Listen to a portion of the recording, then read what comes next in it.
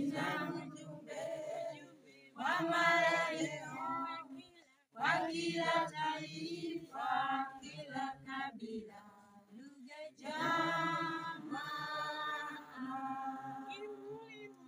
Kimulimuli Yesu chapita, kina ujumbe wa marejeo kwa kila taifa, kila kabila, lugha, jamaa.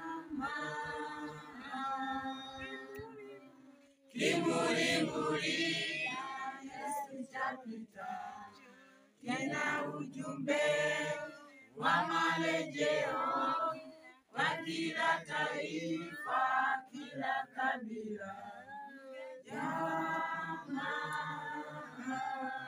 Chiwangawanga 2025.